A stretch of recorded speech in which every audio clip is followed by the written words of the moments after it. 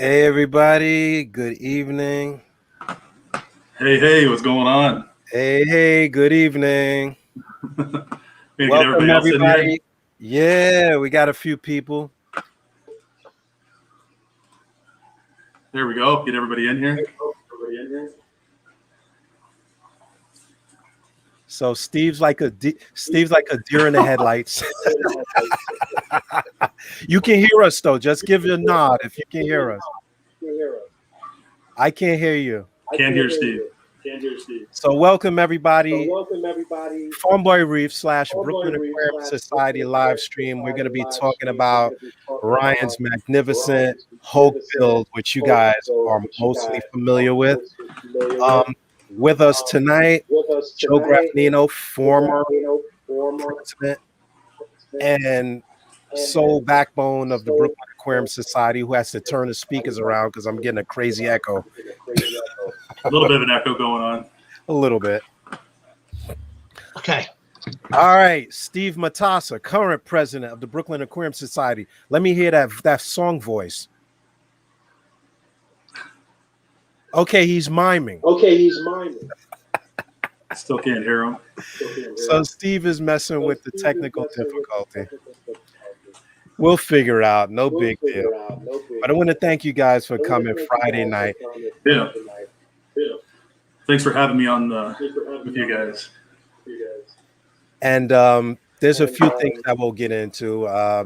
Ryan Nash, good friend and knowledgeable proprietor, creative Farmboy Reef. We've known each other for quite a few years. Before that, I followed Ryan for a long time because it's not everybody that I watch and actually feel that they're going through the pace of learning. They're taking the time to understand and take care of the animals. And I thought that was a big thing, a big reason why I follow him on YouTube. You're gonna have to turn the volume down, Joe, because I feel like I'm losing it. Yeah, it's a little bit of echo going on. It's a little bit of the echo. And I think Steve's gonna call me. Okay. But yes, Farmboy Reef Club on YouTube. Many of you guys have asked me via Joe, mute for a minute. Check. Okay, I just want to make that. So we'll come on and off between mutants, so on and so forth. I don't want to kill everybody out there. Yeah. One very, very, very reoccurring question that I've got on. Actually, I've got a few on your channel, Ryan, on the Farmboy Reef. Yep. I've gone on the. I see everybody getting on there right now. I've got a lot of questions about when we're going to have live meetings, so I want to address that first and foremost. As you guys may or may not know, Brooklyn Aquarium Society meets the second Friday of every month at the New York Aquarium. But since we have been dealing with the pandemic, we have not been able to meet in person. So we've been increasing our online presence, trying to do more and more. I've been working with Ryan and the Reef Collective, which we do every Saturday night at 9 o'clock. We're trying to provide you guys with as much content, one-on-one Q&A, development, and as much benefit, which we will mention later on in the show for all the members of Farmboy Reef and the Brooklyn Aquarium Society. We've been trying to generate as much interactive information and following as we can since we cannot meet in person. So that was the first thing. The second thing is because we're not having in-person meetings, I know a lot of you guys are auction. We know we're used to our auctions, meeting in person, training, trading fish, breeding, and doing the live auctions, which we haven't been able to do for obvious reasons. The board, me being which, Joe, Steve, the rest of the board, all of us are in the middle of, if not at the back end of, working with online auction software, which we are almost at the precipice of making go live. So what this is going to allow us to do is we will have online auctions in which you guys can post your fish. For right now in the general New York area, we'll try to extend that as we learn more about the software. But for right now, it's going to be the general New York area. We will be able to start online auctions, which will probably run the course of a weekend. And we're still kicking the tires, but you will be able to post your merchandise, fish, and other items on this auction. We will be able to view it from the Facebook page and other social media, and you'll be able to have online auctions. So we're trying to make that a reality as soon as possible. And I just wanted to put that out there because I have got at least 20 questions regarding when we're going to meet again and when we're going to be able to do auctions again. So that's the second thing. The third thing is, for those of you that have membership to the in-person meetings, membership goes year to year. You may have gotten renewal notices.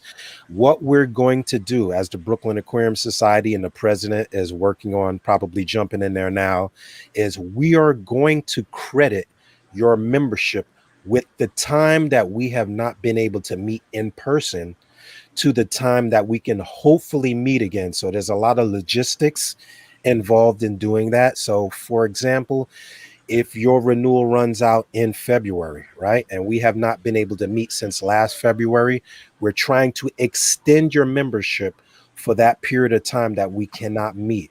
But since there's a lot of logistics in there, we're basically working with everybody to extend the membership time and offer you additional benefit in the interim. So stay tuned. I will be notifying you via email in regards to how that's going to work, so everybody is on the same page.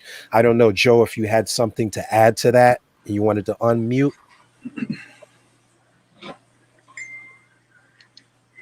Well, members can still join if they want to join the Brooklyn Aquarium Society. They can join it through our website. That's bassny.org. Up at the top on the right-hand side, you'll see a thing for membership. It'll come up with a page. Please fill the membership form out, and then you'll have to pay through PayPal. But we are accepting membership now, and that membership will be good from, if you do it today, you got until we come up to having full-time meetings again, and then we will extend whatever the months are that we did not have full-time membership since you joined. So hopefully that'll be helpful. Obviously, if you join now, we'll be able to include you with the online auctions. You will be notified about how to do it, when we're going to do it, and how it's going to work out.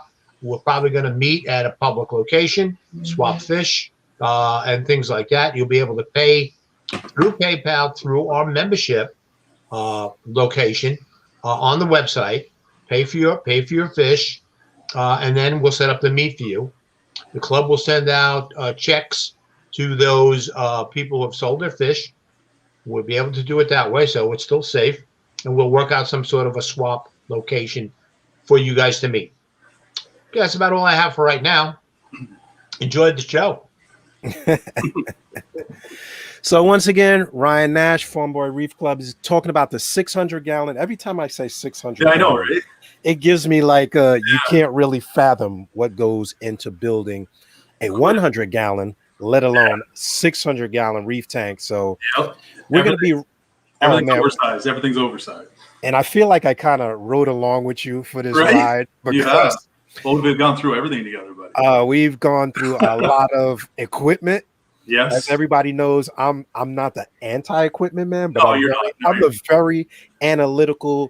I'm a strong believer in the science, which is why Ron and I constantly talk about what's going in and how it's used and what I can use and what I don't use and what he uses and all the aspects. So yeah, but it works out perfectly, right? I like automation and stuff. You're like more of the older school, but we bring it all together. Oh, you'll be proud of me because I'm leaking something right now. I'm probably going with this Captain America theme. Nice. With the native tank build. Nice. Which I probably gotta pick Joe's brain on because Joe Graffinino is, in my opinion, the master breeder. The master. Or one of several master breeders of the club. So I have to pick his brain because in building a tank, there's a lot goes into it, and a lot of us don't build on species. Like when you're building your tank, which people are going to hear, is a lot goes into picking what goes into the tank. So we're going to make it a real leisurely discussion, and you have some pictures, you have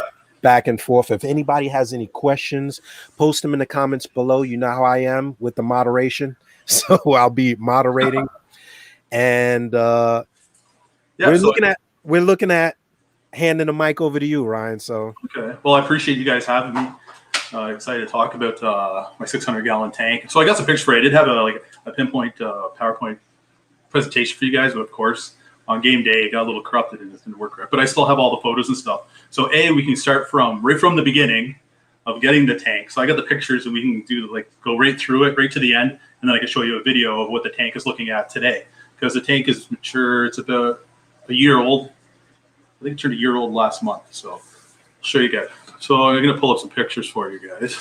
So now let's start off by going over the dimensions of the tank, because when you say 600 gallons, I don't think people can really fathom what that is. Okay, so the dimensions are there as 96 by 48 by 32. So I went really deep with this tank. Like I'm 6'2", I have long arms, I can still reach the bottom, but I wanted to have that. I wanted to have that depth of the tank, plus I wanted to have the height in the tank as well, because I really want to do some really nice arches in there. And I'm going to show you guys. I did an arch. It's about 2 feet by 3 feet that goes right in the tank, and it's perfect because that's where all the rose bubble tip anemones are. Because remember, D, they were split, and you didn't think they'd stay there. So yeah, so 96 by 48 by 32 inches. Oh my God! Now we can jump in. Now we can jump into the picture because so that arch is mind blowing. Right. So I'll just show. I got a few pictures here. I'll show you guys. Like here, getting it delivered to the house. It wasn't much fun. You guys can see. These guys were troopers. You guys are brothers. I hired them to help me bring it, but they made me walk like the plank of death here to get it into the house. Holy crap! You see that? And it was snowing. Yeah, it was snowing. Every time I seem to do a build, it snows. So yeah, very stressful. I'm on the bottom here with my brother. I can only get my brother that day to help bring it in the house. But just looking up at it, knowing like if this slips, this baby's gone on top of me is very, very stressful. And these guys are professionals. They're like, it's gonna be no problem. I'm looking at it. I'm like, I'm doubting this. Like, it was very stressful. So yeah, so that was getting it into the home. Okay. Now you didn't have to bring it through the window, did you? No, we just brought it through the back door. I'll show you guys. So this is how they wanted to build it, because we had to go back through the back door because where my tank is, it has its own addition onto the house. So it's like my own man cave area just to relax, and that's where the tank is. So we had to come around through the back. So I had to run to the neighbor, get a bunch of pallets to get the right height that we could slide the tank across and make it onto the deck. All right. Trust me, when you get into the house, you definitely appreciate having it in there. Oh my God. Yeah. Okay, so we'll keep going here. So just give you guys a bit of an idea of how this all taken place. Now, how long did it take you to get that tank delivered, like from order to delivery? Like to get that made? Like who made it? Okay, so Concept Aquariums out of Calgary. Okay. That's who builds my tanks. The craftsmanship's amazing. This is all 19 millimeter glass. Three sides of it are Starfire. The back where the weir is glass. I'll show you guys a picture of that. And then a black acrylic in the back of it where it butts up against the wall. So that's how we end up building that one out. So it's all 19 millimeter glass, but Concept Aquariums out of Calgary. And it took about probably 2 months, maybe. He was very busy, about 2 months. And they did a straight delivery all the way from Calgary, and the delivery service was like $250 to get it here. And it was crated. Like they crated it up like really well. The way everything shipped perfectly. There was nothing was cracked or chipped or anything like that. So there it is. I'm always worried. I'm always worried about the overflows. Like when you're moving those things, because I always see people grab those things by the overflows, or like when they're moving that thing, your overflow is outside. Like it's on the outside. Yeah, so I should have a picture here to show you on the other side when it's being built.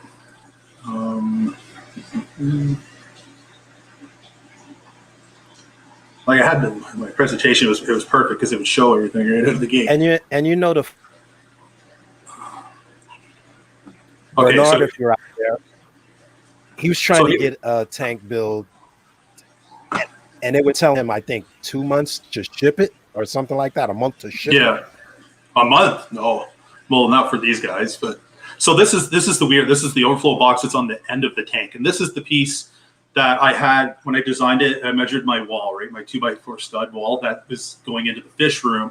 So I wanted to make sure, so when I cut a hole in the wall, this would slide right into the wall, right into my fish room, where I could hook up all my plumbing. So when you're designing your build, you're like, okay, you're going to get a custom tank, so you know what room you're going to have. You want to make sure and plan everything out so everything fits perfect, so you're not causing yourself a lot of headaches, right? So that was my sump too. I'll show you guys that in a bit. But that big tank sitting on a steel frame, right? Yes, here I'll show you. You said your guy had that made. No, keep going. I'm just people. What you call it? Zoomer is here. 2 months now. He said 2 months. Wow, that was fast. Oh yeah, it was pretty quick. I think his guy told him like 2 months of shipping or something like that, or 3 months or something like that. But he's trying to get a tank similar to what you're building. So I'm glad he's here. So okay. So nice. If you got questions, Mr. B, put them in there now.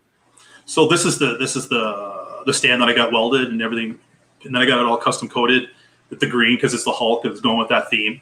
This stand because it's 48 inches. There's no door I have in my house. It's 48 inches. So this stand was built in 2 pieces, 2 feet, and then I end up bolting them all together into place. Okay. So it was easier when you're carrying it into the house, but that was the way I ended up doing it, just by bolting everything together. That's a good idea. And it's solid, like you guys can see there. I'd be scared to put a tank that big on wood unless it was like 6x6s, and like I still be kind of nervous. Oh, I hear you. So this is just to show you how I end up cutting it into my fish room. Okay. Yeah. So underneath that stand, everything was engineered and supported in the crawl space that's under there. So it has a mini basement in it, but it was engineered and reinforced to take the weight. Because almost the weight was like having like 2 F-150 trucks sitting in there. I think we did the math. Yeah. And it's very dangerous too, because if it ever crack, it's small. That's what I mean. Yeah, it's very stressful. So that was the stand, and then I was just getting my lighting laid out. But that shows you where I cut the hole. So the tank, when we put it onto the stand, literally just slid it right back. Boom, it's right tight against the wall. Nice clean lines. You can't see anything.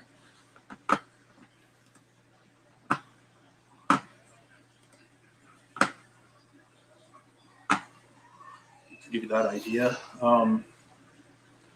And you just picked that size out of the blue? the 600? Yeah, like did you just go with the dimension, or you just said you wanted a 600-gallon tank, or you just go with the dimension and it worked out to be 600? Yeah, because I only had so much room in my addition that I didn't want it to oversize it.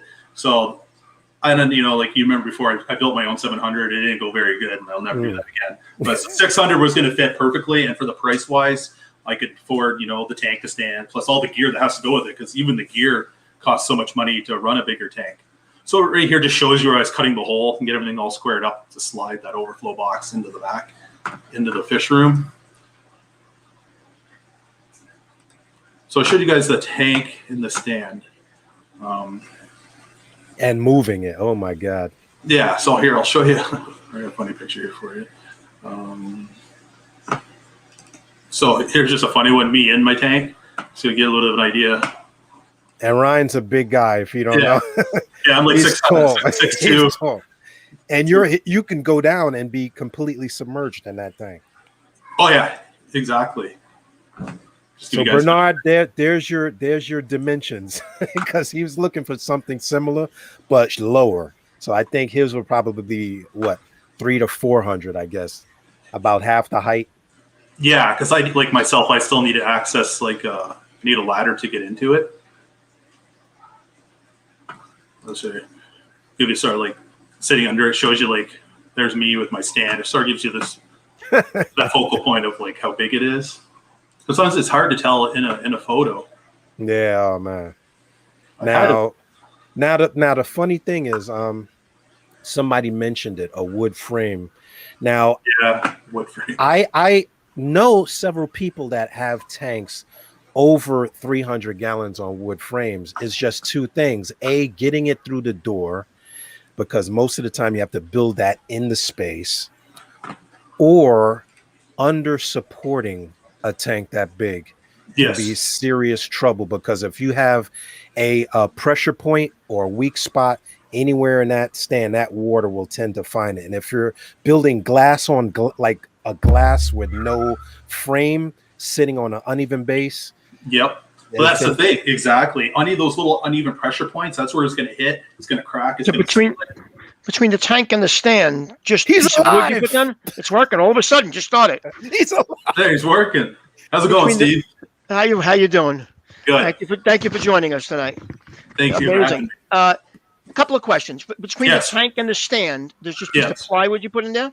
Yes, there's a piece of plywood. So the manufacturer, they glue a piece of plywood right on the bottom. So when they're building it, they build it on a piece of plywood and it's glued onto it. Yeah. Okay. I don't know if I had a picture, I could show you that, but just picture here, I'm just showing that I'm just starting to laser and lay out all my LED lighting before I wanted, because I have all my my anchor points before the tank's up. It's much easier, and I'll show you guys that.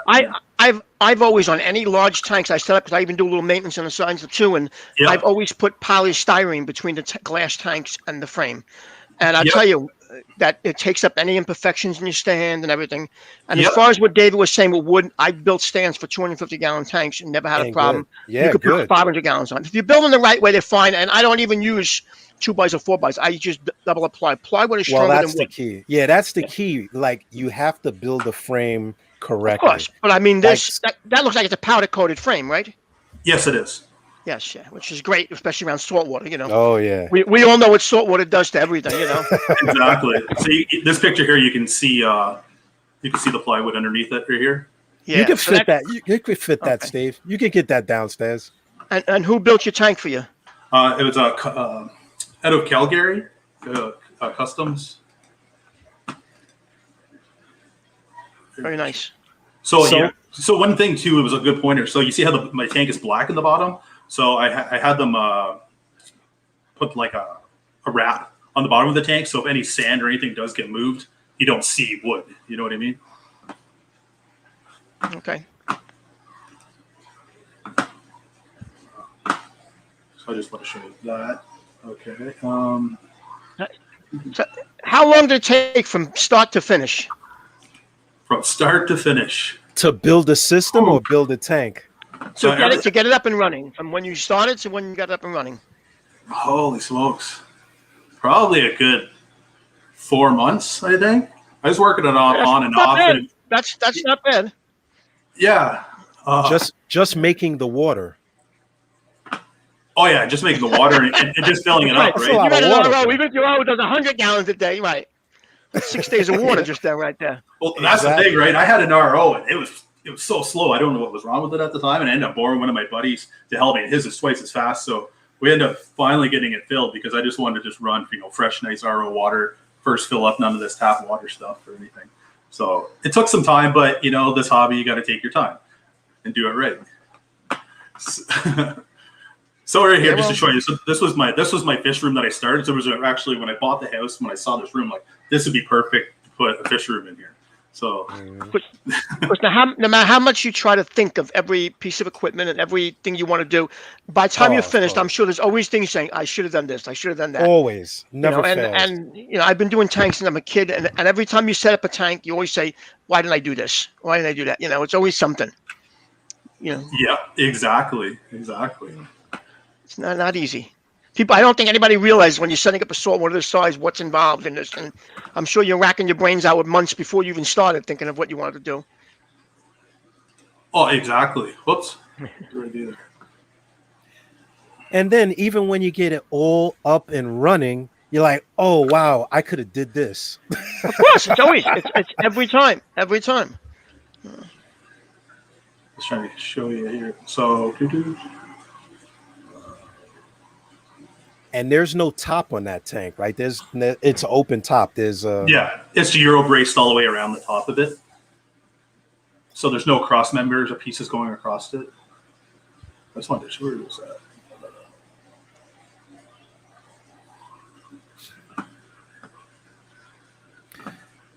And the funny thing about that is, okay, now you have the tank, you have that has levelers on that stand. No, this one actually didn't have it. I'll be honest with you, everything worked out perfectly, if you can imagine. I put everything into place and everything was level. Like I made sure everything was perfectly level. That's lucky. Yeah, so whoever did the floor, Oh, you're lucky. Whoever did the flooring, they did a good job. Because that was the other thing. That's the big thing I run into. I think in my experience, every tank I've ever seen leak wasn't leveled properly. And that's when it's not leveled properly, you're putting stress on the seams unevenly, you know, Exactly. and I've seen so many times happen. It's so important to get that level. And like you said, you're lucky that you had a contractor do a nice job on your floor. Yep, exactly. Yep. So this is where just before I show you, I had my laser and I was mounting everything on the ceiling with a pinpoint laser. So I made sure everything was perfectly spaced.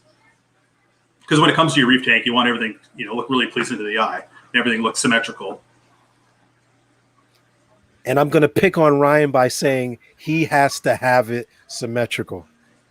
Or, or if it doesn't look right, he's going to take it down. Well, exactly. And then this is how I ran all my wiring on the ceiling. So there's all my hangers like I showed that I installed. And then I got some, I'm in the electrical field, so I got some Panduit and I painted it purple to match the theme of the Hulk. So right here in this trough, I could run all my wiring in here and keep everything nice and clean. And then I put a cover on it. And at the same time, I put an LED strip down the middle, and then I can make it green, so at night it glows like the Hulk a bit. Because you definitely put your time in before this even started. You thought of this a lot, and yeah, I'm sure this didn't just come off. No, not at all. So here's another view of that Panduit on the ceiling. That's nice. So keep everything nice and tidy. That's my struggle now with the controllers. Like dealing with the controllers. The controllers are good, but getting all the wiring back and forth from the controllers to power to the tank, I can never keep that wire organized. Like, it's a real project. David. It's a real project. Like the new build, I started out with everything clean, and then I got to add a temperature probe. Now I got wires hanging. Exactly, and that's so in the fish room, I did the Panduit all the way around the room, so I could hide all my wiring, so there was never really any wiring that you could see. So that's like if you had that D, you could just pull that off, right, and put it in your new snap, probe. and it'll snap, right? Snap it in. So everything, I'm going to show you after everything's all finished here, but all my probes, everything came from the apex into my sump. Sorry, go ahead, Steve. Okay. You put your sump actually in the other room, so you're not crawling under things to change filters and whatever. Exactly. That's a great idea. Like me and Steve. Like me and Steve. I don't have the room to do that. Behind my fish room is my bathroom. I don't think I could stick a filter in the middle of my bathroom, but that works out great. No, you got to decorate it like a makeup mirror or something. Then your wife won't notice it. It double as a toilet. Oh yeah, right. That's nutrient. It's a nutrient sink. Where the heck did the... It's all about the space too, the planning and the space. Of course it is. Yeah. Because Ryan, before that tank came in, he was already planning. This is going to go here. The power is going to run up this way. Yeah, and you still end up changing it. Like once the stuff comes, the cable's too short, or he has the ability to run and extend the cable, or a new piece of equipment comes out that you want now and stuff, or Yep, exactly. I'm trying to where to put that. I mean, 5 years ago, half this equipment wasn't even out, and now with the DC pumps and DC lighting and stuff, something's so different. My first reef tank, I had those metal halides that heated my tank up to 95 degrees every day. And now with the LEDs, I mean, it's so much of a difference to me. I think definitely. I ran that, Steve. The one I actually bought one from our auction that probably Steve showed. It was probably one that I gave him because I didn't want it anymore. I ran it for 3 days, and on the third day, I made the mistake of reaching and touching that light. But oh man, it get hot. And when I tell you, every curse came out of me. So it gives you a little bit of idea how it turned out. Everything. Nice. Everything has a place. You don't see a wire in there. No, not much. Not much. I'm hating you right now. You don't see one wire there. What kind of skimmer do you have, Ryan? I have a What kind of Deltec skimmer was skimmer. A Deltec. Okay. Yeah. It looked like it was working pretty well. It was pretty full, that cup. Oh yeah, it's a beast, that thing. And now last week we had Tristan from Pax Bellum on the Reefing Collective.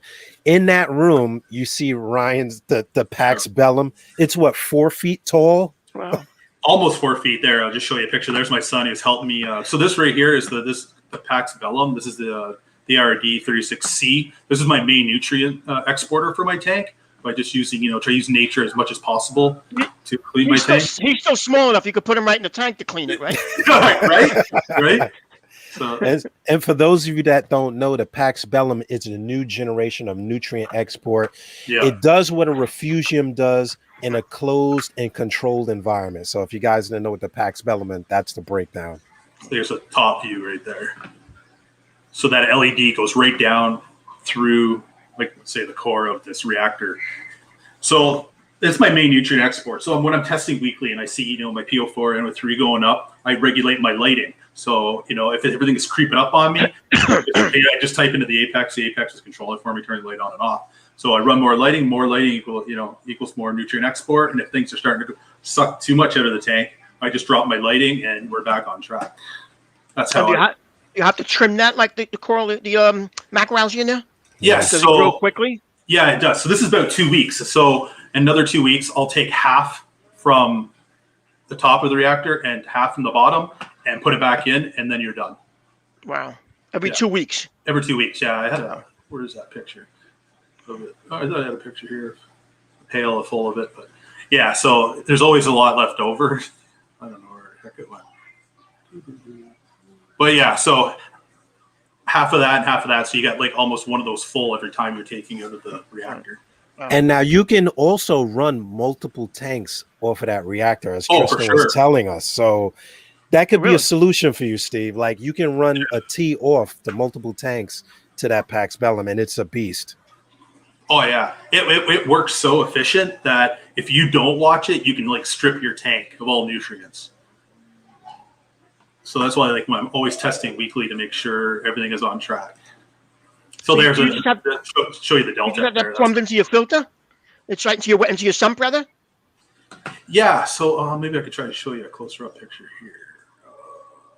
So I have it running off a header, off of his A400 pump. I don't know if this will show you here, but I like the purple PVC. Yeah, thank you. Green and purple. I don't know if you can see it, but I have everything. So everything runs. This whole system pretty much runs off that one pump. I have a backup just in case of it ever. Wow, look at that sump, Jesus. Yeah, so six filters, some stocks in there. Yeah, I got 6 of them. They are 8-inch. 4? Not 4. No. Are they 8 inch? 7 inch, aren't they? They're 7. I have the same ones. Okay, yeah, they're 7 by 12 inches. Yeah, 7 by 12. Yeah. So I have everything.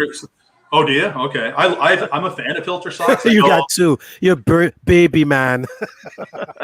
I'm a fan of filter socks. Like I don't mind. I have a bunch of different ones I change out, and then the rest just go right in the washing machine. And then they're done. They like how they polish the water. Plus, I'm not adding anything into the landfill. You know what I mean? I find I'm trying to do my part. Oh, save the environment. Try, right? Yeah. When I get about a dozen or so like that, I throw them in the machine with just bleach, no soap, and turn them inside out to get clean. But they're fine. They're all over. I've been using the same socks for years. So you use bleach? That scared me to use bleach. I didn't really. No, not in the machine. When they come out, they're fine. You let them air dry, they're fine. Yeah, I personally myself, I just use vinegar. Vinegar? Yeah, that's all I use. All right. In the machine? In the washing machine? Yep. Okay. Yep. I wonder if that'd be good to clean my washing lines out, actually. Right? Yeah, it's supposed to clean the old detergent out your lines. So right over here, this is where everything's plumbed in. So the Pax Bellum is hard plumbed right into my whole system. Now we got a question from Starways Reef. She says she has 2 questions. She says, Ryan, please tell us about the screen for the Apex, because I think she was looking at the screen, which is actually a television monitor. Yes, it is. Let me see it. So how big is that monitor?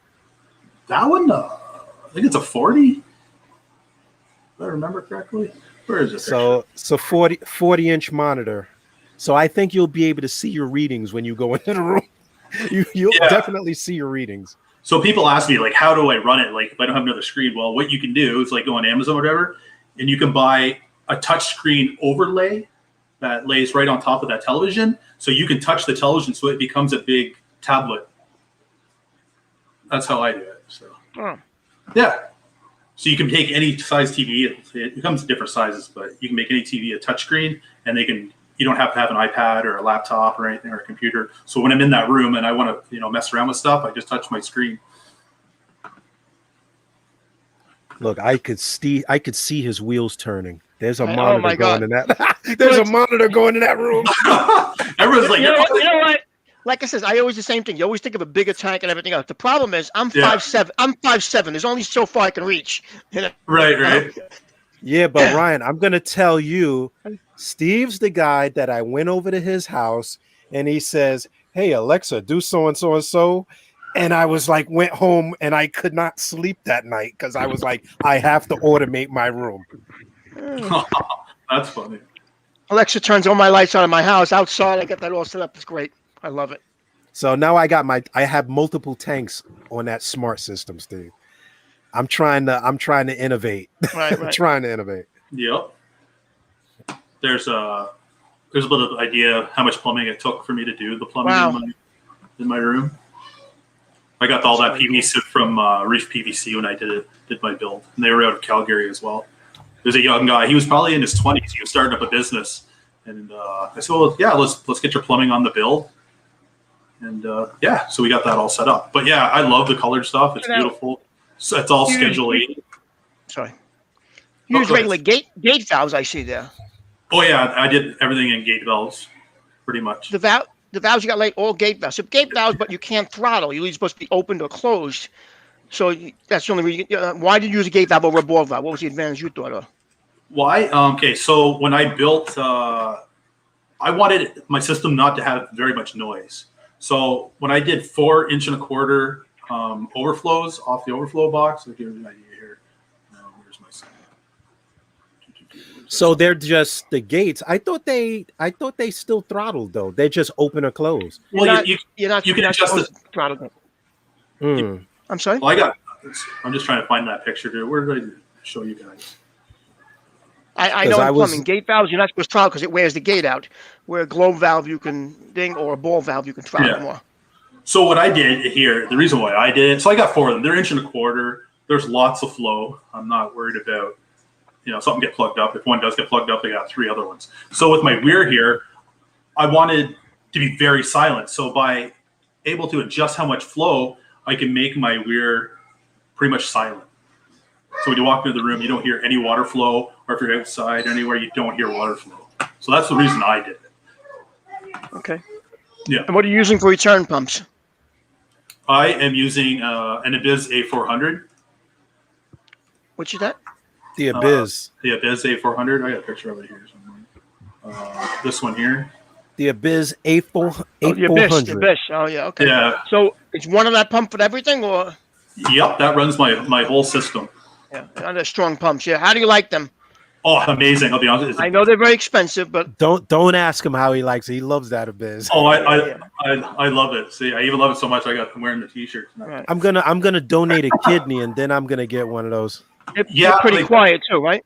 Oh, you walk into that room, you can't even tell it's running. Sometimes I got to go put my hand on it. Is it actually feel like it's moving? Yeah, it's a great pump. Tremendous head pressure on those pumps too. Yeah, like 25 feet of head pressure. Yeah. Oh yeah.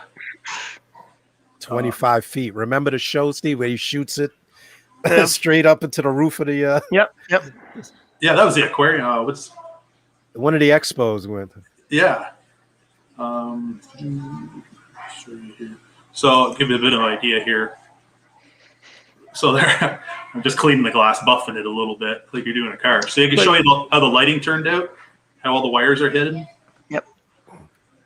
So your drains are all at one end, and your supply is all at the other end. So it's just going right straight through lengthwise. Yeah. So what I did is I was trying to hide as much plumbing as possible. But you see, I wish I could show a better picture. But you see how this return over here on the right.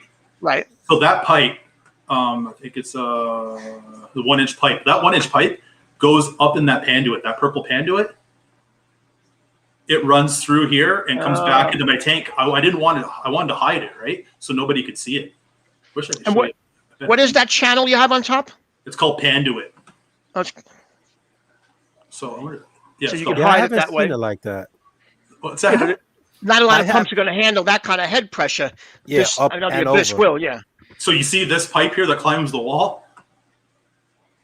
Yep. That's the one that goes all the way to the other end of my tank, through the panduit and down into my tank. But that's just one return. That's it. One pipe coming in from your tank.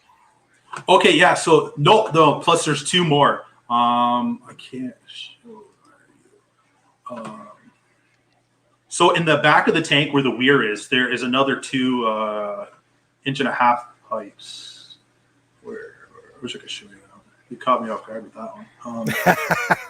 Right here, I think I can show you. So see here and here. Oh, okay. See here. Right. So on both sides of this weir, there's these pipes that shoot. I got 2 flow generator. Random flow generators. Yeah. So I got one of them on each end of the tank. So you got 2 here, and then another one at the other end of the tank. Because I wanted to have flow at the other end. In that overflow box, I see you got 4 bulkheads, and there's no pipes. They're just flat. So you're just adjusting the gate valve to quiet them. You got it. Okay. I got you. So so here's a picture. So I got 4. So there's 4 of these in the tank. These flow generators. You like that? Oh yeah, they've been working great. Yeah. Especially they have that extra pressure and everything from I just ordered 2 of those actually. Oh, did you? Generator, yeah. Oh, okay. Because I've been using the spin stream, but as you go up in pressure, the spin stream tends to lock up, where the flow generator doesn't have that shortcoming. So yeah, so that is pretty much that part of it. I could show you here another. So this is there's the Abyss pump there, and I actually took a 2-inch right off my sump. So this one's not a gate valve, Steve. This is a ball valve. Right. Yeah. And make sure you put your bulkheads on, or your bulkheads on everything, not bulkhead, unions on everything in case you ever want to take it apart. So you're regulating the gate valves on the drain. Yes. On the supply, you got the ball valve. Yeah. That's right. So this thing here runs full pin. Plus, with this pump too, you can regulate the flow. So the pressure's not on the gate valve. The pressure's on the ball valve. Yeah, exactly. So those pumps, the Abyss, can be run in or out of the sump? Yes. Yep. I didn't know that. I thought they were only internal. I didn't know that. No, you can run them both. You can run both ways. I put mine on the outside, and just much easier to work on, I find. Plus, they give off a little bit of heat as well, but not too much. So we get a little bit of the rock work going on here. So I had my daughter. She was helping me mix up some of this E-Marco 400. I had her involved in it. She's always around when I'm working on things. Daddy's little girl. Yeah, so we're trying to build some arches for in the tank. See it here? So we were building arches. It's hard to show, but that took 2 of us to get it into the tank. Wow. Now, how much rock? How many pounds of rock would you say you have in that tank? Oh man, I don't know. It's got to be a ton. It's got to be a ton of rock. I know I had 600 pounds of it when I brought it into the house. So I didn't use all 600. Oh, okay. Because I want to have a little bit of room for fish to swim, move around. Because I was going to show you. I had a picture of all the rock. But, oh yeah, right here. So this was all the rock I brought back from the barn there. So you used all regular base rock? Yeah, E-Marco rock. No live rock or? No. How about sand? Sand, I used, show you here. There's a couple pictures of it. So this is just getting started, but I had a lot. I don't know what I had. You got about 3-4 inches of sand, at least. More than that. I had two of those brute barrelfuls of sand. Brute barrels. Yeah. 40 gallon barrels of sand. Yeah. Those ones. I wouldn't want to be the guy shoveling that in. Yeah. So, but again, no live sand, no live rock and stuff. No.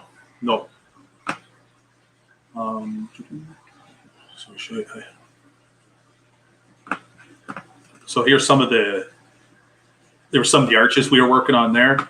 at the time. Things have changed around a little bit. If you're like anybody, you don't like the looks of something while it's running, you move it. I've tried to stay away from doing that, but this arch is, it's cemented in with the E-Marco 400. That's cool. I like that. Yeah. Permanently in there. The E-Marco cement, that rock builder is becoming very, very much a staple in building aquascapes. Oh yeah, it works really, really well. I've used it on a few of my builds there now. Let's get another angle here. But it's cool, seeing the progress from here to what it looks like today.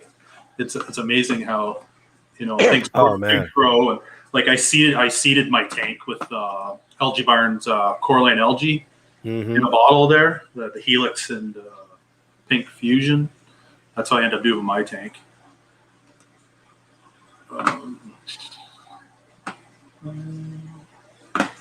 Is there anything else you guys want to see? Now the lighting. Mm-hmm. You have the aqualumination, or you have the what do you have lighting that tank? So I have the Hydra AI 52s on my tank here. I actually got a picture of it here. So I have the AI 52s. I've had them for my previous build, and then I end up getting I talked to Tulio from Reef Bright. We just figured out what kind of design we were going to go with. Those are nice, yeah. Yeah, so those are his new HXOs or whatever. Those the kits that you put on. You bolted it to your light? Yep, they just bolt on. Let's see if I get another picture for you here. Oh, that's pretty cool. Yeah, see how right here. So they end up. I got the AI hanging kit. The AI hanging kit just goes right through. There's a bolt. The bolt's right on, right through his kit. And now, Steve, we had Tulio on a few weeks ago. He makes an angle bracket that actually swivels and is directional. So yeah, he released that since we spoke to him last.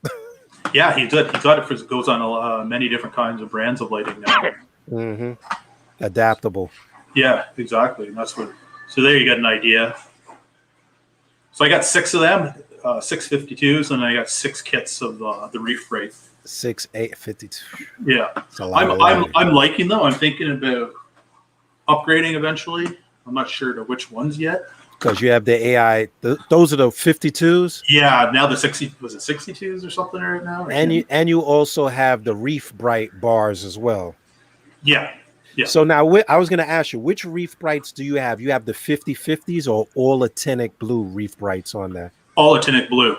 So okay. Yeah. So when I called Tulio, we were like, "How are we going to light this tank?" And I'm like, "Well, I got 6 of these 52s." He's like, "Well, why don't we just put them right down the middle? Because that's mostly where all your acros, SPS are going to be higher in the tank, and then all your softies and stuff slowly go out towards the edge and don't need as much light." So this is the design that we came up with.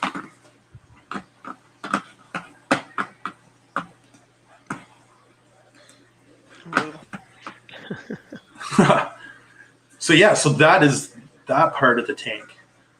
So you saw the fish room, saw the plumbing, you saw the lighting. We got the sand, we got the rockscape. Now you come to the point where you start putting water in this thing. Yeah, exactly. Let me show you like how long does it take to fill 600 gallons? Well, like I was saying, RO water. Yeah, I could feel my water bill going up just thinking about that. Right? So here on the farm, we're on a well. So it doesn't cost me really anything for water. But it was just so slow. It was like watching paint dry. Like because I just ran it right out of the RO system. You know what I mean? We got plenty of snow now. You could just defrost, David. Yeah, I need to do that. Thinking of ways. You should see my pond is frozen and it's still filling. Me too. I got my de-icer in there, so it's got a hole in it still. Okay, you got bubbler in it. So with my sump, I'm running my Pax Vellum. It's my main nutrient export, but I still want to look after all my pods and bugs and stuff that are going to feed my tank. I want a spot for them to breed and multiply. So I still built a refugium into my tank here, as you guys can see. I got a Tunzi light. That's the ones that I love that light. I'm using that light for the refugium. I love that light. It's completely waterproof and it grows shado like crazy. Right. So I end up right now, like I have a couple sea urchins in that area, and I feed them my Chaeto I harvest from my Pax Bellum because those urchins have been a pain in the butt, knocking over all my acropora and all that stuff. I'm like, guys, you are going back in there. So they're in there for a timeout, but I just feed them some of the leftover stuff. But in there, I have some miracle mud right now, and I have some bacteria, like those Pierce blocks. Mm-hmm. And then I seeded my whole tank with all Algae Barn's products, all their pods, bacteria, all those things. Even like the Chaeto that's running in my Pax Bellum, everything I've gotten was from Algae Barn that I started with this tank. That's how I brought this tank to life, because with the coralline algae, everything was from that company. I was very, very pleased with it. How big is the refugium? That refugium is probably about like a 40. Oh, okay. Yeah, my sump is about, that sump right there in that picture, it's like a 210 gallon sump. And Rob asked, I guess he's referring to the main tank, about what's the par that you shoot for in that main tank. I haven't even done a par reading on here, to be honest with you. I don't know the par of any tanks in my house. I just look at the coral. The coral's doing well, you're doing right with the lighting, Exactly. Pretty much. I know par's become a big thing in the last few years, but before the last few years, no one knew what par was. It was like lumens, like we said, 6,500. What was it, Steve? 20,000 K, 10,000 K. It was like, okay, I'm good. But pretty much when you see how your corals are reactive, then you get an idea of whether you're getting enough par or not. Now, Ryan just jumped out of the room. I'm assuming he's restarting the presentation. Sorry about that. So I'm going through I'm going through the questions here. The total water volume of the system. Okay, so the main tank displays a 600 gallon, and the sump is a 210. Oh, okay. Jesus Christ, that's almost 1,800 gallons. Yeah, I know, right? Not including the Pax Bellum, not including the lines, the plumbing, water that you're storing. Yep. Well, exactly, because my RO holding container is a 50-gallon barrel. Mm-hmm. Because it's crazy the amount of evaporation that I get. Mm-hmm. And no, you don't talk too much, Rob. Every time you ask a question, it actually raises another question that somebody was thinking of. So what size water change do you do? So right now I don't do any water changes. I was doing water changes as the tank was, maturing. Cycling. Yeah. Myself, I don't really do any water changes. I do, when I do water changes, it's all automatic off my Apex dose. And I do about, 10 gallons a day. Because like I was, and even I still should be, because what happens is all those different elements that is in the water comes in the salt, like iodine, all those things, helps replenish my tank. Like right. I do dose, manually dose iodine, but there's different elements in that salt that probably my corals would, be absorbing when I'm doing my water changes, right? But my tank's been successful without doing water changes, running my Pax Bellum, keeping all my nutrients in check. Everything's been great. Now you do have to add that you're running the Alkatronic, you're running the Dosatronic, and what are you testing with? You're testing with the Apex? Okay, here, I got some pictures. I mean, when you say no water changes, people kind of jump in another. We have to add the fact that he's doing automated testing regularly throughout the day. So he's getting notifications of alkalinity, pH, salinity, temperature, everything he's getting automatically notified of. Yeah, exactly. I was just here a picture of that was the Alkatronic up there. Or is that a master? You just went past. This one here. Yeah, so you guys can see that one. So this is what I have. Like myself, I really like tinkering around automation and all that gear. So, we know, alkalinity is very important in a reef tank. So this is my Alkatronic. It tests as many times a day as I want for alkalinity for my tank. I run mine about an 8.4. So with the Alkatronic, it keeps everything on a nice straight line. We don't have any fluctuations throughout the day because I have mine tested. Mine's tested about 6 times a day or less, depends. And it will dose if you need alkalinity. So say it dropped down to, a DKH, it will top that back up. So it keeps your tank being consistent, because we all know everything was consistent. Everything's going to grow so much better, right? So that's what I use to monitor my alka on my tank right there. but I do test, weekly using sulfur test kits. Just, like I do trust the Alkatronic, but I want to make sure, it's calibrated right and everything's running perfectly. And the sulfur test kit always usually matches up perfectly with the Alkatronic. So those are my two main for testing alkalinity in my reef tank. What about as far as water evaporation, top off and stuff? You're automatic on that too? Yep. So that I'm running off the Apex. Is there an ATK? Okay, the ATK. Yeah, I don't have a picture of that with me though. Do you use that? What is it? The PMUP pump, or you use your own pump with the ATK? I use the pump that came with the ATK. Okay. I'll be honest with you, my 50-gallon barrel, I keep all my water changing, all like the water mixing stuff. It's in the main part of the house, down in the basement. It's probably a good 80, 90 feet away from my fish room. And that little pump will pump it like almost That's what I'm 100 feet. wondering, because I didn't know what the head pressure or the max on that little pump is. I'm an electrician, so I just spliced in water in my own wires to make it long enough to go from the Apex, about that 100 feet of cable to my basement, ran all my new RO lines back to my tank. So it works perfectly. And the same with the dose from the Apex. That when it do my water changes, the main unit is in my main fish room where it's nice and dry. All the RO lines go down to the basement. One goes to the barrel for all the new water, and then the one goes to the sump that's in my basement to pump it back outside when I do my water changes.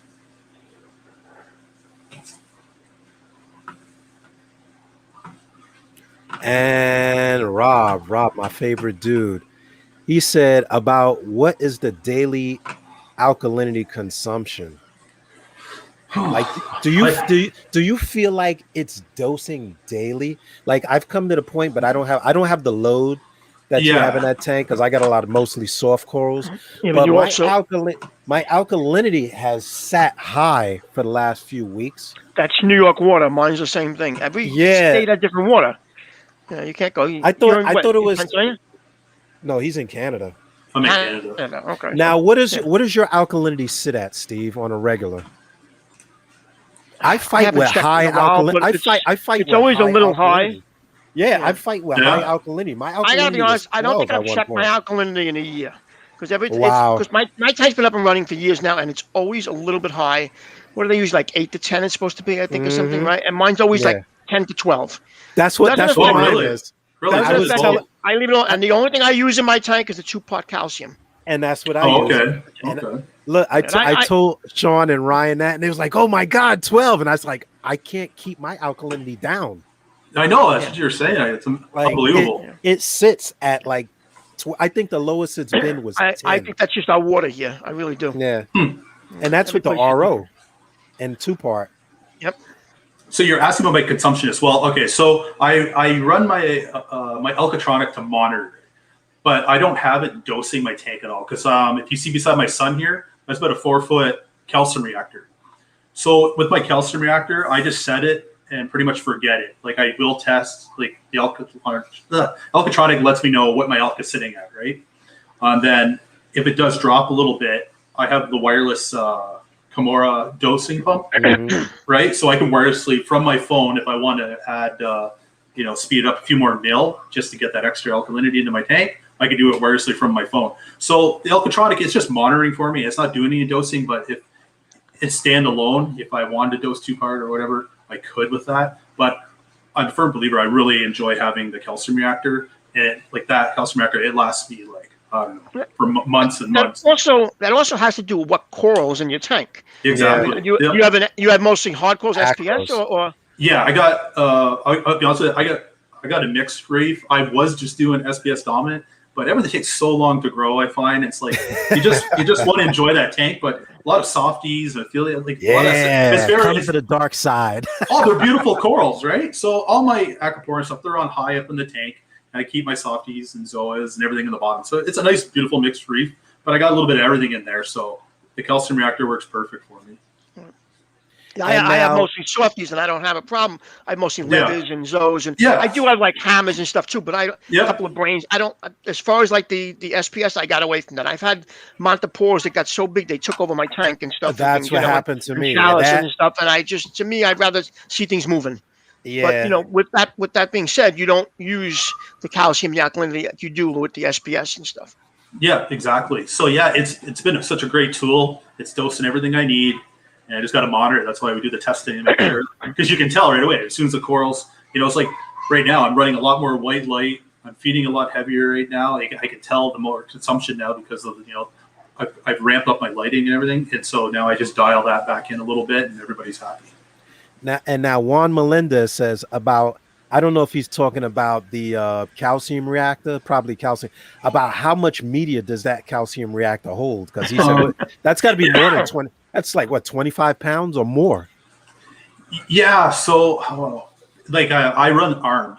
I can't remember how big, how many the pounds they are. ARM. Yeah, those jugs there. So you got to have like 8 of those jugs. Oh, pretty close. Yeah, it's pretty close. And then a couple bags of the mag from Two Little Fishies in there. Mix it throughout for the magnesium. Because the arm is a biomedia. Yeah, I think it's mostly a crushed, like broken down old coral skeleton. But I don't know if those packages are 2 pounds or 5 pounds, but they're pretty heavy. They're pretty heavy. They are, exactly. And I was always running Two Little Fishies media, but remember you couldn't get it forever. So I ended up switching to ARM, and ARM's been working fine for me. And to address that, the note with the alkalinity consumption, 2 things: A, your water parameters coming out, your RO, and the buffering of your alkalinity in the tank versus what animals you have in the tank and what is utilizing the calcium and alkalinity of the tank is going to determine how much you got to put in that. And you're not going to be able to know that until your tank is actually running. Yeah, exactly. Because I mean, I've seen people add things to the tank, like guys have added acros, and like one of the things we have in New York is, like Steve said, I had the same problem. I had chalice in here and I had pavona, and they outgrew everything on the tank to where I had to take them out. Pavona will just take over too, yeah. I didn't realize that the alkalinity was staying so high. They love it. Some coral love it. So since Ryan's running a calcium reactor, he's not dosing like, as you're saying, you're dosing 38 mils a day or 40 mils a day or what have you. My biggest thing that I watch is my alkalinity. If my alkalinity is in check, usually the calcium, everything is falling right behind it. So it works out perfect. I saw your message there, Joe, about the lighting system. So with the reef brights ramp up and down throughout the day. So when I talked with Tulio, he jumped on there, the Apex with me. I actually got Tulio from Reef Bright. He programmed the lighting on that part for me when we did it. So they come on in the morning, first thing in the morning, and they're the last thing to shut off at night. Yeah, Tulio is great. Oh yeah, Tulio is one awesome dude. If you want to know everything about lighting, or you need help with something. Yeah, he's spoken at our club 2 or 3 times, I think. Yeah. He's a good, nice man too. He's a good guy. Yeah, he is very knowledgeable. He's a wealth of information. Yeah. Oh, he sure is. Yeah. So there's that. That's my fish room there, and I bought some couches and stuff to sit on just to look at. That's my TV. Yeah, that's a piece of art.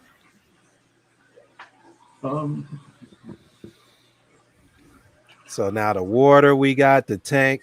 Yeah. Now I know you got a lot of fish in there. About how many fish do you have in that tank now? Like it's running how long now? 2 years? No, just a year. Just a year. Yeah. Where'd it go here? So I can actually show you. I can show you a little video what the tank looks like now if you guys want to see it. And there's no top on the tank? No, there's no top at all. Like the Euro brace sticks about 6 inches into the tank, and I haven't had any problem. Euro bracing like a wide. Okay.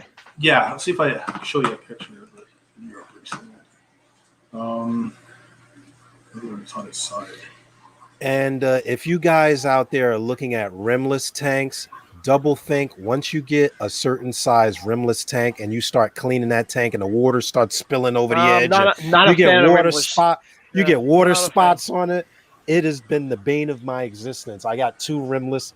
I have the Aqua Springs that I got from the club. I wipe water spots off that thing every day. I'm always spilling water on I never buy rimless again. So even with the magnets, use the magnets and it goes over. Yeah. So I'll show you. The Euro brace is definitely the way to go. For me anyway. There's my sump there with my daughter in it, just to show you. So I went all glass. The price was right. Couldn't beat it. So that you put my filter socks, everything there. I ended up painting it. Same thing with the custom colors on it. Did that myself. Give a little bit of pop to it. Yeah, so it's 6 inches Euro brace all the way around, and I think Euro brace is definitely the way to go. So on your sump, it's overflowing into the first compartment, and then it runs to the socks? Yeah, exactly. So it's almost like a bubble trap, the first part. Right. Yeah, it keeps it quiet. Yep. Yeah. I did it originally. I had the pipes directly into the sump, the socks. The problem is every time I had to change the sock, I had to take the pipe off. It was a pain in the neck. I finally changed it where I did it that way. It runs into maybe a 2-inch chamber, and then it overflows, and I can take the socks out while it's still running. It doesn't affect anything. Yeah, exactly. So yeah, there, right there, you can see where they 90 down into the first chamber. Yeah, so yep. Then it overflows into the socks, and then down through the bottom, and then we're skimmer chamber. So this is where my refugium is in the back here. So that compartment is fed back through my Pax Bellum. So that area, anything that comes into my Pax Bellum, because the Pax Bellum will carry, different bugs and stuff in there, will go right into that refugium again, and then it flows over in its own little overflow into the return and back into the tank. So this way, it never gets into I wish I had the chamber. Sorry, Steve. I wish I had the room like this, where everything's open. This is so much easier to maintain like this than crawling underneath the cabinet all the time. Oh yeah. As you get older, it gets harder and harder to crawl into that cabinet. Watch your back, Steve. I'm telling Ryan, wait till he gets old. He had to worry about that. Oh my God. So I'll show you here. So where is that? That was a good idea, the way you cut it right into the wall like that. Yeah, thank you. Very smart. Yeah. So that's my refugium, right there. I'm sorry. See, this is the Aero's refugium. So this is all by itself, like I said. So nothing could go in there. Nothing could go in and eat the pods or anything. It's not going to be where the skimmer is if they ever get skimmed out, or go into any filter socks. So everything in there has its own home. And then you can see this little, this is where the mesh is here. It overflows into here, into my little bubble trap, and then back into the Abyss pump, back to the tank. So anything could live there, keep seeding my tank. So your overflow box that you have on the back of your tank, that's just glued onto it separately, and there's a hole drilled in the tank, or? Yep. So right here, this piece is silicone or whatever, the silicone right onto the back of the tank, and then the weir here is glass. It was cut out. Oh, it's cut out. Okay. It's cut out of the back of the tank. So the back of the tank is one sheet of glass, but they cut that section out right there where the weir is. You can see the plastic, and then the Euro brace goes right over the top. Right. And that's it. You just silicone that other overflow box right onto it like that. Yeah, it came like that. It was all pre-done, ready to go. Okay, cool. Everybody watching, this is what happens when you put two electricians together. Somebody's going to build a doomsday device. Somebody's going to be building this weekend. So you can see you can see a bit of there, Steve. Yeah, oh, so if and when I measured everything, it just fit, because you can see I don't even have any color here where you can see between the bulkheads, right? Everything fit perfectly. I only had so much room to make these turns and make the plumbing look nice with the 90s, So plus everything had to fit right past here, right past my Deltec, perfectly, because I didn't have that much room. So you always measure once, cut once. What size pipes are the drains there? So those pipes are all 1.25 inches. Wow. Okay. Yeah. This is it. So I can show you. I'll put up a little video here for you what the tank looks like right now. Give you an idea what I've been up to.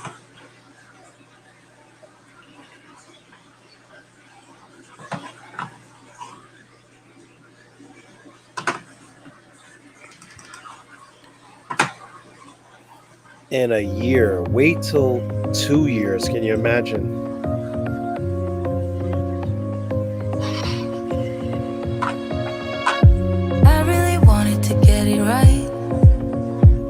That's beautiful. Trying to find some balance in my life, but I never really put up a fight. Didn't follow my dreams, and now I'm losing sleep. What if I lost touch? What if I'll never get it right? I try to follow my heart, but I lost it somehow. Wish that someone could say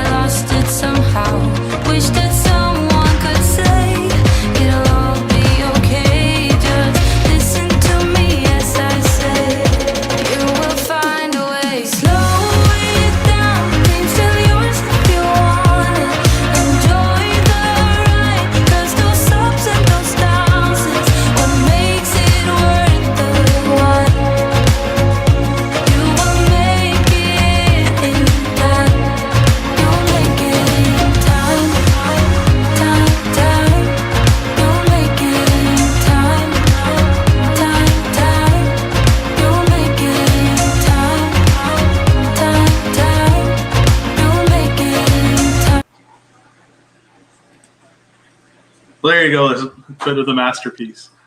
Very impressive. Well, thank you very much. I saw about $2,000 in Bitcoin yellow tangs in there. I bought those when the price was right. Yeah, you can't get yellow tangs now. anywhere anymore now. Like, since they closed up with Hawaii and stuff, like people online are selling them for hundreds of dollars for small ones.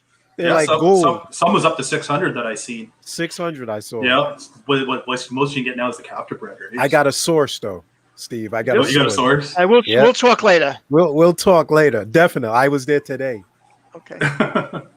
So yeah, that's it. You know, you get into that point. Like, I still got to buy a bunch more coral. It's just everything you put in there. It never seems like it's just so. I start everything as frags, right? So it takes so much time to grow, but eventually everything will fill in, be colonies, and I'm looking forward to like all my stag corals and stuff to grow and branch out through the tank. That's what I'm really looking forward to. And when it grows, it'll just start grow. Like when corals decide to grow, take off. Yeah, but every coral is different. I mean, I've had brains that stayed pretty much the same for a year. I have a green toadstool that I started from about the size of a quarter. That's bigger than a football now. That's huge. It just has a quarter of my 180. Yeah, and it is beautiful, bright green. And I've cut that so many times and brought it into the show and donated pieces, given pieces away to friends. And it's nice when you see something like you're doing something right when you're growing something that small. Yes, man. Into something like that. I must have brought about 70 mushrooms to the coral auctions. Right? I'm overrun, and I'm overrun again. I'm gonna say, even did I just give you mushrooms a couple of weeks ago too? Right? I gotta trade you because I love the yellow one he gave me, and I got too many of the green ones. That's why we miss the events. Right? We love having the online events, and we want to appeal to all you guys because you've been asking. We're going to get on with the online auctions, but that's what the hobby is about, sharing the information. Exactly. Sharing what works for you, what doesn't work. Teaching people to try to keep things alive. Right. Well, keeping them alive helps. Not to have a killing machine, Well, going to these different events and stuff and meeting different people and stuff like, me and Dee became great friends. That's how we met, we at Reefapalooza, we've been friends ever since, right? Yeah, it's a great way to meet everybody. And Steve really got me into the shows because I wasn't really going to the shows. Really? But he has some lovely saltwater tanks in his house. You know? Oh, nice. But I really appreciate looking at a good tank. It's like looking at a nice car. Me too. Yeah, me too. No, Exactly. I like, believe it or not, but I look at a tank, and if I see everything's good in the tank, the first thing I want to look underneath to see what's going on there. Right? What's under the hood? Because I want to know what they're doing, Like everybody else likes the fish and they're happy. No, I want to know how it's happening, what you're doing. I want to see the system. I want to see the science, man. Right. Exactly. It's like when I built this tank, I wanted it to be easy, accessible, and everything had a place. Everything has a place. When you're testing, you put it away. It just feels good. You're in there. It makes you feel good, right? It's so much easier to take that care environment. Exactly. So now it's not a chore. It's just fun. I got everything pretty much so automated. Some days I'm like, what am I going to do? I want to tinker with something, but what am I going to tinker with? Right? My general rule is if the filter is hard to clean, you're not going to clean it. Exactly. Yeah. And one of my customers has a 200-gallon saltwater tank, and everything is in the basement in one room. Yes, you need to pump it up, but everything is wide open. It's easy to clean. It's easy to get to. Skimmers, everything's right there. And that makes it just makes it so much easier. Well, exactly. My old house, my fish room, everything was in the basement, and I was doing that, pumping it. But here, everything, I had this addition built on, so running all the plumbing and stuff, it just wouldn't be feasible all the way back to the main house. So it was perfect just having that room behind the tank. So I think all of us, I think all of we husbands dream of a fish room. Right? Like if we could have the James Bond where you hit the wall and there's a fish room and the wife opens up. We disappear for hours. This tank pops out of the floor. Yeah, exactly. Yeah, that's trying to make everything as easy as possible to work on your tank is definitely the way to go. Yeah, like you said, the easier it is, the more likely you're going to do it. Yeah, and just maintenance-wise, keep everything clean. It's just easier to take things apart and clean it and put it back together. Now we have the video of Joe G's fish room. If you guys haven't seen Joe G's fish room. Oh, yeah? Oh, yeah. I shot the video at Joe's house when Steve, Steve actually went through and built that fish room with Joe. And from day one. Not with Joe, for Joe. For Joe. Well, Joe said, put that there, put this here, I want that there. Now, check that out sometime. Now you must have added 10 more fish tanks since then. at least. I think it's more like 15 fish tanks more, and I'm Really? putting them on buckets, plastic buckets. I'm running gang valves off of gang valves so I can supplement more tanks. It's gotten insane. It's because you made this room too small. There's it. no You're room. You're right. There's no room that's That big was enough, one ever. of those negotiation tricks with the Oh, wife. was it? Yep. So it's always And the main Joe lost. obstacle. You can have this, but you can't have that. You know? Yeah. Okay. The wife is usually the main obstacle when it comes to things. When we built that room, everything was nice and neat and rows, and everything was easy. Oh. Now you go in there, he's got fish tanks sitting on top of Oh, the buckets. Well, that's gonna the collapse. beauty. No, that's the beauty of me shooting the video day one. It was Yeah. first running. What was that? The first? It was running for like maybe 5 months or something like that. Really? Eh? But Yeah. that being Yeah, said, Oh, yeah. Joe raises stuff that we've never heard of. Oh, You know, he raises fish. He I can't raises pronounce. fish like there's no way like anybody raises them. You know, You're He always raises talking about food. Joe there. he raises Pete. Oh, food man. to I raise talk those about fish. Joe all the time. Because I have to call him and like get the Yeah, I know. scientific name, and like I don't know what Yeah. the hell I'm doing. I'm lucky if a pigeon craps on Yeah. my head, let alone my fish breed. He's messaging me. He's like, you should see what Joe's got today. I'm like, really? Whenever I go over, he goes, "You want to see this fish tonight?" And he tells me fish's Yeah. names I've never heard of. Right? But now when we get to that phase with the saltwater, like we're moving more and more into the breeding of the saltwater on the home level. Yeah. Like a lot of people are breeding the freshwater. That's why I'm pushing Mike from Mass. I'm pushing so many freshwater people that I know have the capability and the discipline to go into the salt, because this is where we eliminate problems like Hawaii and over harvesting and locking down the fisheries and things like that. Well, that's problem is, why like, raising certain I'm saltwater a fish, big like, let's say- proponent of having like endangered species fish tanks. So the fish that are either endangered in the wild or actually extinct in the wild, you know, hobbyists are the only recourse for these fish. Right. So if hobbyists can start breeding these and sharing them with other fish members, that's a huge plus. Yeah. Because that's the only way a lot of these fish can actually survive. Mhm. It's something that really it kind of gets to your heart when you Oh, want for to sure, do it. yeah. Yep. He got me into the killifish. That was 4 tanks ago. You talk about that killifish all the time. Joe, he talks about that fish all the time, Joe. Dude, that killifish is like a dog to me. He's sitting I know. there and I'm drinking coffee.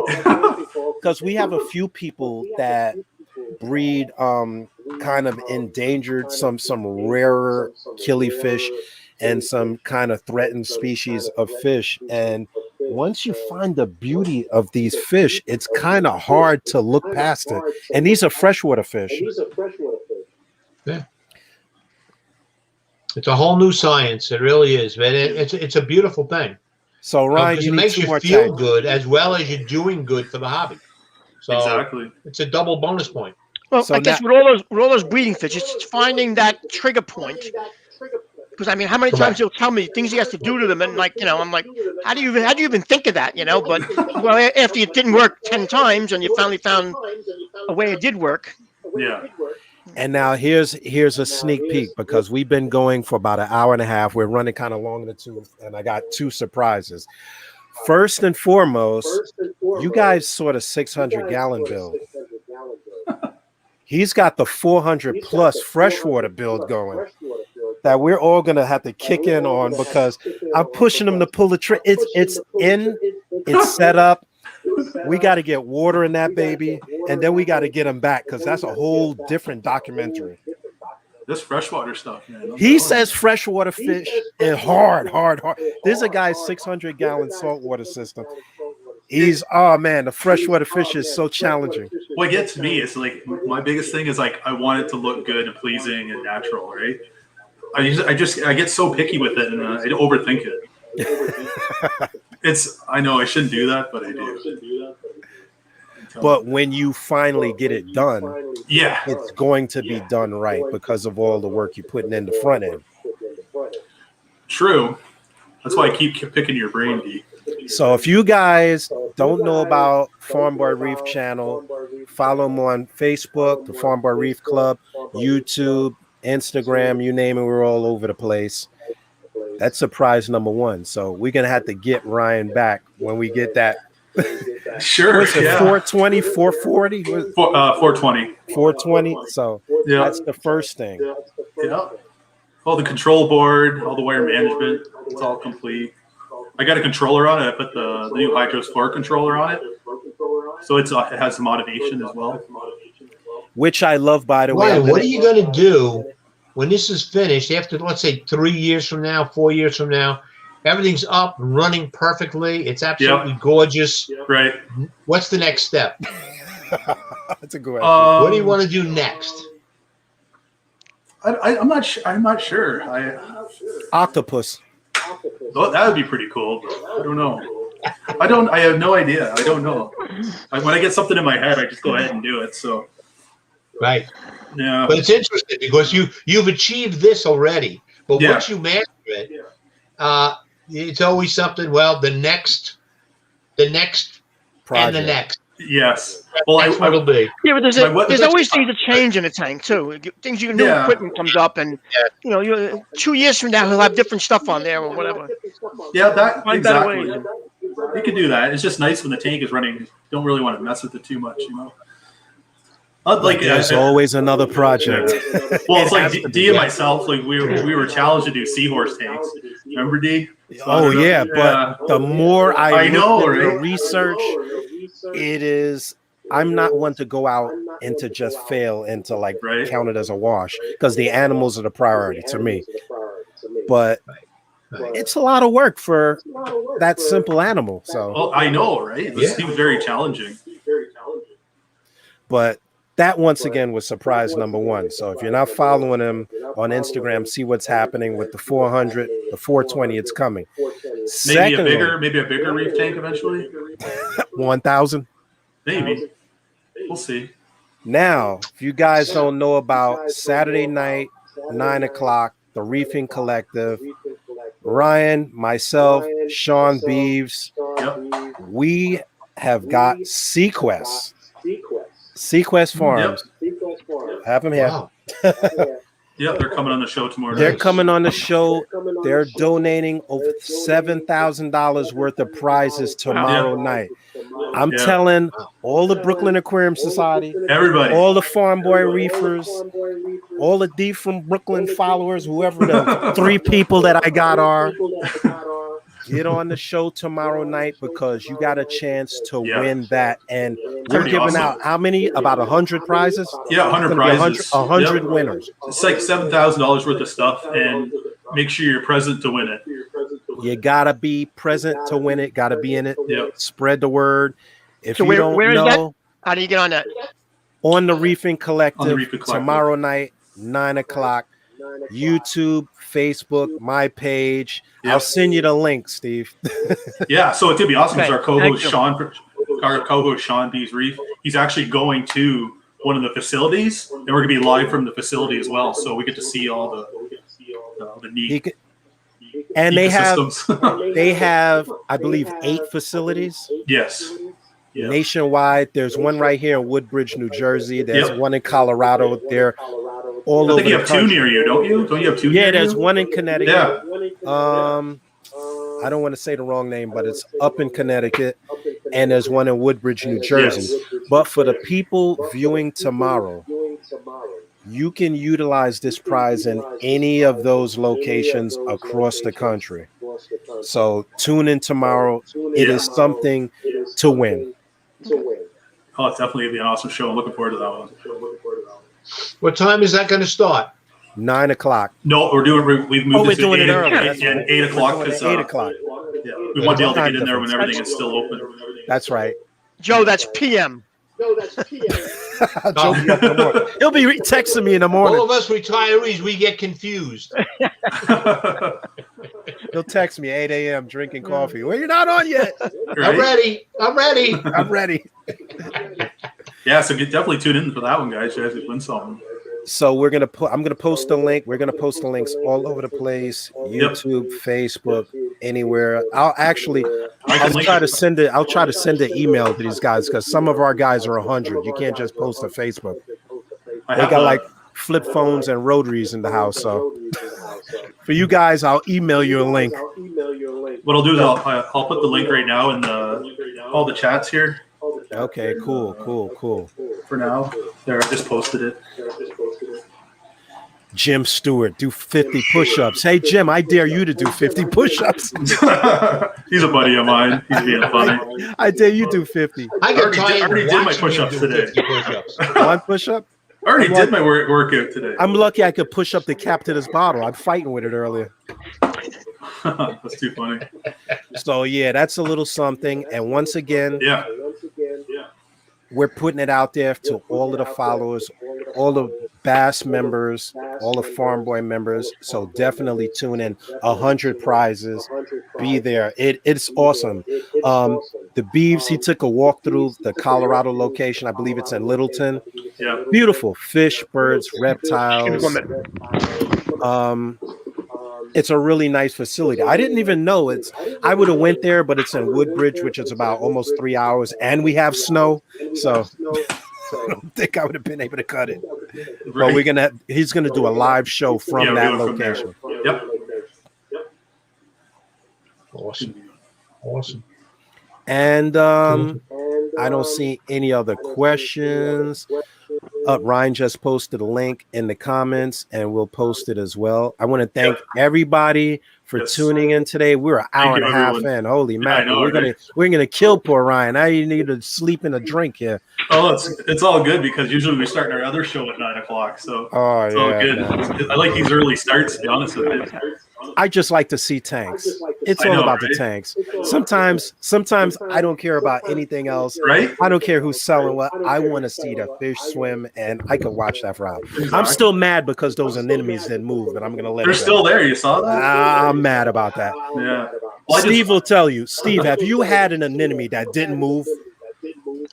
I would keep them. Right now, I have a few anemones in my tank that I'm looking to get rid of. They're in baskets. Yeah. And what happened? One of them today got through the basket. No. The second time's happening. And I find them on the bottom of my rock in my 180. And I had to get there with a screwdriver to actually get him off because he was going underneath. I'm like, he'll take over. I've tried this before, and they can be still for months, and then all of a sudden, they're all over the place.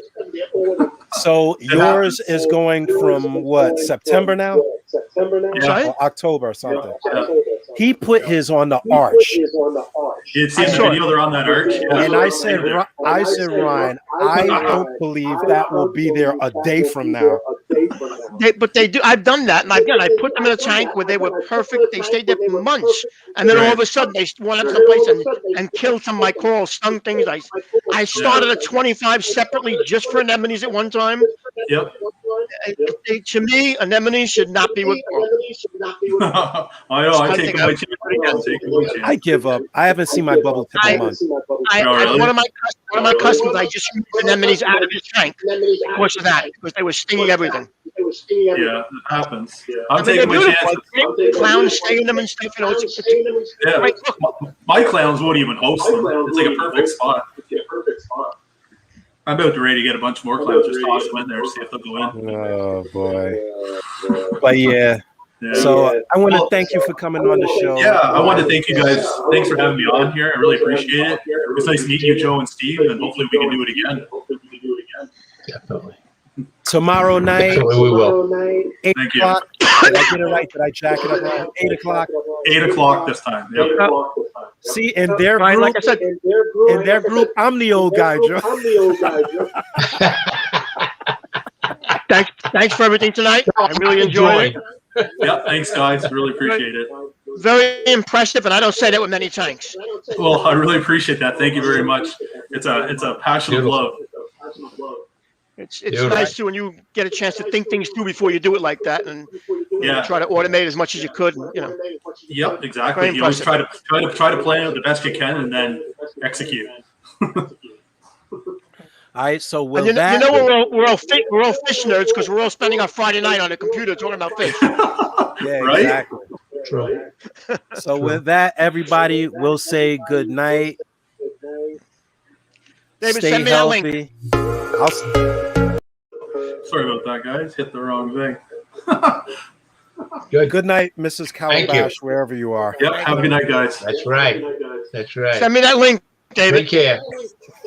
I'm going to hear this for the next 3 hours now. Good night. Thank you. Good night, guys.